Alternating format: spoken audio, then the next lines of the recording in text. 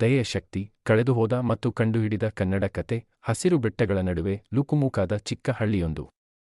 ಅಲ್ಲಿ ರಾಜು ಎಂಬ ಒಬ್ಬ ಹೃದಯದ ಒಳ್ಳೆಯ ಹುಡುಗನಿದ್ದ. ರಾಜು ಹಾಲೆಯವರಾಜ್ ತುಂಬಾ ಸಹಾಯ ಮಾಡುವವನು ಮತ್ತು ಯಾವಾಗಲೂ ಒಬ್ಬರಿಗೆ ಒಬ್ಬರು ಸಹಾಯ ಮಾಡಬೇಕು ಎಂಬುದನ್ನು ನಂಬುತ್ತಿದ್ದ. ಒಂದು ಸುಂದರ ಬೆಳಗಿನ ಜಾವ. ರಾಜು ಶಾಲೆಗೆ ಹೋಗುತ್ತಿದ್ದ ಹಾದಿಯಲ್ಲಿ ಒಬ್ಬ ವೃದ್ಧ ಅಜ್ಜ ಹಾದಿಯ ಪಕ್ಕದಲ್ಲಿ ಬೇಸರದಿಂದ ಕೂತಿದ್ದರು. ಅವರ ಮುಖದಲ್ಲಿ ಕಳವಳ ಸ್ಪಷ್ಟವಾಗಿತ್ತು.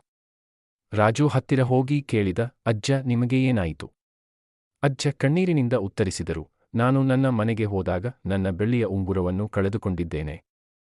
ಅದು ನನ್ನ ಪತ್ನಿಯ ಕೊನೆಯ ನೆನಪು. ರಾಜುವಿಗೆ ಅದನ್ನು ಕೇಳಿ ಹೃದಯಕ್ಕೆ ತುಂಬಾ ನೋಯಿತು. ಅಜ್ಜನಿಗೆ ಸಹಾಯ ಮಾಡುವ ತೀರ್ಮಾನ ಮಾಡಿದನು. ನೀವು ಯಾವ ಮಾರ್ಗದಲ್ಲಿ ಹೋದಿರಿ ಅಜ್ಜ? ಎಂದು ರಾಜು ಕೇಳಿದ. ಅಜ್ಜ ಹೇಳಿದ ಮಾರ್ಗವನ್ನು ಅನುಸರಿಸಿ ರಾಜು ಮಣ್ಣು, ಗಿಡಮೂಲಿಕೆ, ಹಳೆಯ ಕಲ್ಲುಗಳ ನಡುವೆ ಉಂಗುರವನ್ನು ಹುಡುಕಲು ಶುರು ಮಾಡಿದನು. ಗಂಟೆಗಳ ಕಾಲ ಹುಡುಕಿದ ಮೇಲೆ ರಾಜು ಬೇಸರಗೊಂಡು ಆಲ್ಮೋಸ್ಟ್ ಗೇವ್ ಅಪ್ ಮಾಡಬೇಕೆಂದುಕೊಂಡ. ಆದರೆ ಅಷ್ಟರಲ್ಲಿ ಒಂದು ಗಿಡದ ಕೆಳಗೆ ಹೊಳೆಯುತ್ತಿರುವ ಉಂಗುರ ಕಂಡುಬಂದಿತು. ಆನಂದದಿಂದ ಕಣ್ಣೀರಿನಿಂದ ರಾಜು ಹಿಮ್ಮುಖವಾಗಿ ಓಡಿ ಅಜ್ಜನ ಬಳಿ ತಲುಪಿದ. ಅಜ್ಜ, ನಿಮ್ಮ ಉಂಗುರ?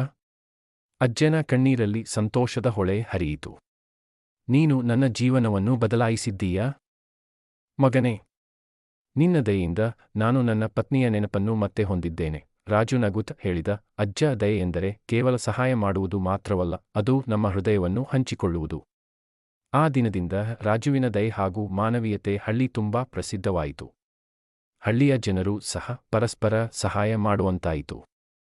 ಆಹಾ, ದಯೆಯ ಶಕ್ತಿ ಯಾವತ್ತೂ ಮಾಯವಾಗುವುದಿಲ್ಲ, ಅದು ಬದುಕನ್ನು ಬೆಳಗಿಸುತ್ತದೆ.